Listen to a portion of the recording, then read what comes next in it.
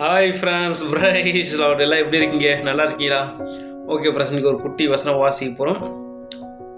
ஒரு ஆரோக்கியமான வசனம் ஃப்ரெண்ட்ஸ். ஃப்ரெண்ட்ஸ் நம்ம எல்லாம் சேர்ந்து நான் அந்த வசனத்தை வாசிக்கிறேன். இது ஒரு தாட்ஸ் ஷேர் பண்ண விரும்புகிறேன் ஃப்ரெண்ட்ஸ். நான் வாசிக்கிறேன் ஃப்ரெண்ட்ஸ். வாங்க. 2 கொரிந்தியர் 12வது அதிகாரம் அதனுடைய 14வது வசனம் ஃப்ரெண்ட்ஸ். ஓகே ஃப்ரெண்ட்ஸ், நான் வாசிக்கிறேன் ஃப்ரெண்ட்ஸ். இதோ உங்களிடத்தில் மூன்றாம் தரம் வர ஆயத்தமாக இருக்கிறேன். நான் உங்களை வருத்தப்படுத்துவதில்லை. நான் உங்களுடையதல்ல, உங்களையே தேடுகிறேன். பெற்றோருக்கு பிள்ளைகள் அல்ல, பிள்ளைகளுக்கு பெற்றோர்களே பொக்கிஷங்களை சேர்த்து வைக்க வேண்டும். ஓகே ஃப்ரெண்ட்ஸ், தான் குட்டி வசனம். ஓகே ஃப்ரெண்ட்ஸ், இந்த வசனம் உங்களுக்கு ஒரு தாட்ஸ் உங்களை ஷேர் பண்ண விரும்புகிறேன் ஃப்ரெண்ட்ஸ். ஏன்னா ஃப்ரெண்ட்ஸ், நான் நிறைய பேர் என்ன பண்ணுறாங்கன்னா, பெற்றோர்கள்லாம் பண்ணுறாங்கன்னா, பிள்ளைகள் வந்து 18 வயசில் 17 வயசு 12th முடிச்சு ஒரு காலேஜ், ஒரு 21 வயசு 20 21 22 வயசில் படிப்பு முடிச்சுட்டு ஒரு டிகிரி படிச்சு 2 டிகிரி முடிச்சுட்டு வேலைக்கு போகிறாங்க. வேலைக்கு போயிட்டு சம்பாதிச்சுட்டு யார்கிட்ட கொடுக்குறாங்க? பேரண்ட்ஸ் கிட்ட தான் கொடுக்குறாங்க. எல்லா பேரண்ட்ஸ் என்ன பண்ணுறாங்க? ஞானமுள்ள பேரண்ட்ஸ், அதாவது ஞானமுள்ள பெற்றோர்கள் என்ன பண்ணுறாங்கன்னா, தங்கள் பெண் பிள்ளைகளோ இல்லை ஆண் பிள்ளைகளோ படிப்பு முடிச்சுட்டு வேலை செய்யும்போது அவங்க சம்பாதிக்கிற காசில் அவங்க சேர்த்து வச்சு அவங்க நிறைய பேரில் ஒரு 100ல் ஒரு 10% அப்படி இருக்காங்க ஃப்ரெண்ட்ஸ். கொஞ்சம் சிலர் தான். அவங்க என்ன பண்ணுறாங்கன்னா, ஆண் பிள்ளைகளோ பெண் பிள்ளைகளோ வேலை செய்து கொடுக்குற காசை சேர்த்து வச்சு கொஞ்சமாக சேர்த்து வச்சு, ஓகே ஃப்ரெண்ட்ஸ், அவங்களுக்கு பார்த்தீங்கன்னா சேர்த்து வச்சு அவங்க வேலை செய்கிற காசு சேர்த்து வச்சு அவங்களுக்கு திருமணம் என்று ஒரு நிச்சயிக்கும் போது நல்ல 10% விடாத போய் நல்ல ஞானமுள்ள பெற்றோர் என்ன பண்ணுறாங்கன்னா, பிள்ளைகள் சம்பாதித்த பாதி காசு, அப்புறம் அவங்க சம்பாதித்த, அதாவது பேரண்ட்ஸ் பெற்றோர்கள் சம்பாதித்த பாதி காசு போட்டு சேர்த்து ஒரு நல்ல தொகையை, நல்ல ஒரு வீடோ இல்லை நிலமோ இல்லை நகையோ இல்லை பணமோ அந்த என்ன பண்ணுறாங்க, இப்போ அந்த பேரண்ட்ஸ் அந்த பெற்றோர்லாம் பண்ண பிள்ளைகளுக்கு கொடுக்குறாங்க ஃப்ரெண்ட்ஸ். அதே மாதிரி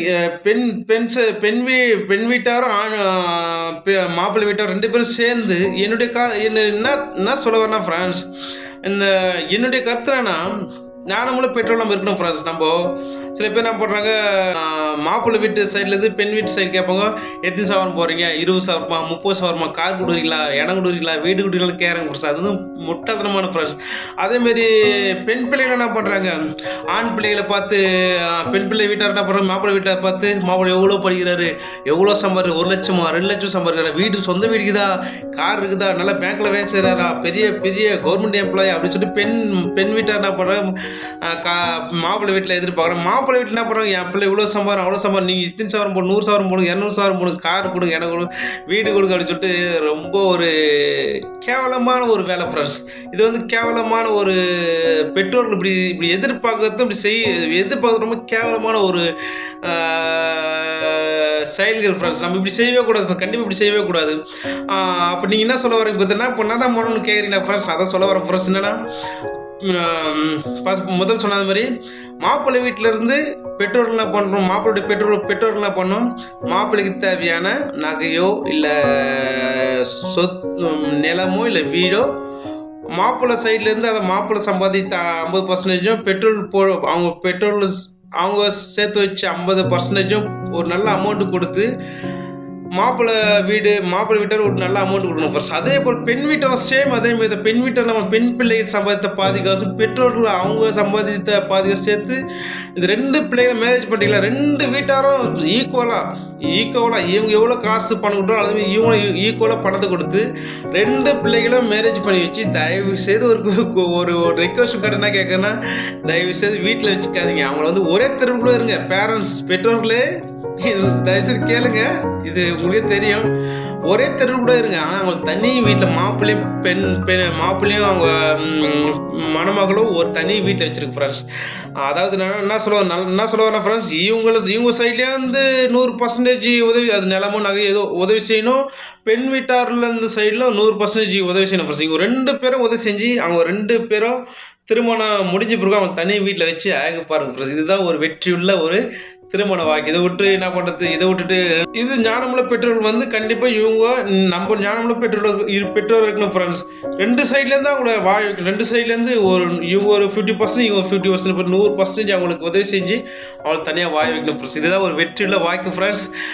நிறைய பேர் நினச்சினா, நிறைய பேர் தமிழை நம்ம தம்பி தங்கச்சி என்ன பண்ணுறாங்க, உழைக்காமல், அதாவது படிப்பு முடிச்சுட்டும் வேலைக்கு போகாமல் சோம்பேறி இருந்துட்டு போய்ட்டு லவ் பண்ணுறேன், நான் லவ் பண்ணுறேன், அவன் நீ தான் என் உயிர், நீ தான் எனக்கு எல்லாம், நீ தான் உன் கண் அழகு, நீ முடிய அழகு அப்படின்னு சொல்லிட்டு லவ் பண்ணி சும்மா வேலைக்கு போகிறதில்ல, படிப்பு முடிச்சுட்டு ஒரு டிகிரி முடிச்சுட்டு வேலைக்கு போகிறதில்ல, இப்போ ஊரை சுற்றிக்கின்னு அங்கே லவ் பண்ணி இஷ்டம் வந்து கல்யாணம் பண்ணுவார், ஒரு குழந்தை போகிறோம், அதுக்கப்புறம் காசு இருக்காது, நீ நீ நீ அப்படி நான் இப்படி நீ கூட சொல்லி கடைசி நிறைய பேர் தற்கொலை பண்ணி இறந்துறாங்க ஃப்ரெண்ட்ஸ். நான் கண்ணால் பார்த்துக்கிறேன், என்னுடைய சொந்தக்காரெலாம் பார்த்து நிறைய பேர் பார்த்துருக்கேன், தற்கொலை பண்ணி இறந்துருக்குறாங்க, பிரிஞ்சு போயிருக்கிறாங்க. ஏன்னா ஃப்ரெண்ட்ஸ், வாழ்க்கை வாழ்வதற்கு குணமும் பணமும் கண்டிப்பாக தேவைப்படுச்சு. ஏன்னா ஒரு நிறைய வீட்டில் போட்டுருப்போம், பாதி % பணம்னா பாதி % குணம், இது ரெண்டுமே இந்த தான் லைஃப் வந்து ஒரு வெற்றியுள்ள வாழ முடியும் ஃப்ரெண்ட்ஸ்.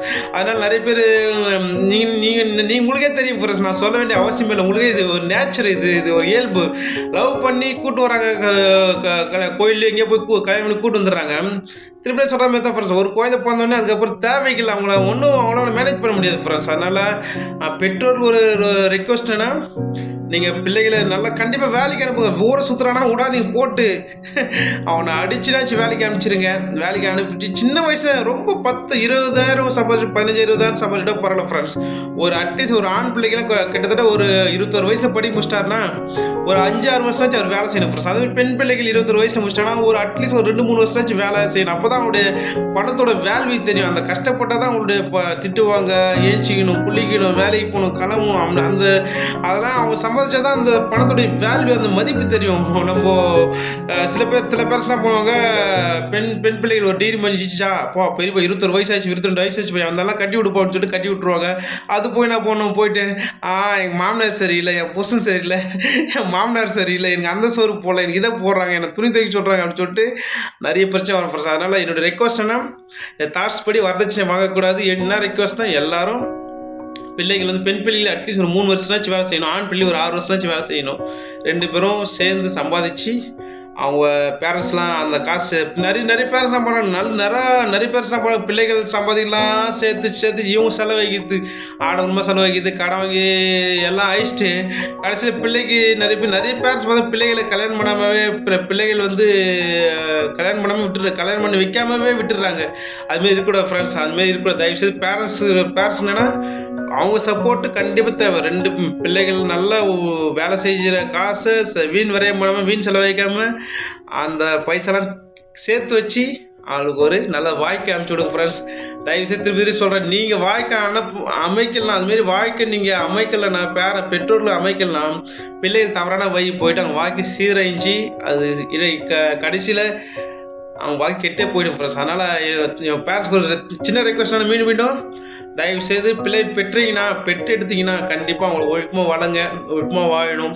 நீங்கள் சம்பாதிச்ச காசு 50%, பிள்ளைகள் சம்பாதிச்ச 50% சேர்த்து ரெண்டு கல்யாணம் பண்ணும்போது மாப்பிள்ளை வீட்டாரோ பெண் வீட்டாரோ சேர்ந்து அவங்கள தனியாக ஒரு வீட்டில் வச்சு அவங்கள வாய வச்சு அழகு பாருங்க ஃப்ரெண்ட்ஸ். இதுதான் ஃப்ரெண்ட்ஸ் என் தாட்ஸு. நிறைய சொல்லிட்டேன். ஓகே ஃப்ரெண்ட்ஸ், தாட்ஸ் நம்ம ப்ரோஜ் மாதிரி நம்புகிறோம். Okay friends, bye friends, make a nice day, God bless you, bye friends, bye.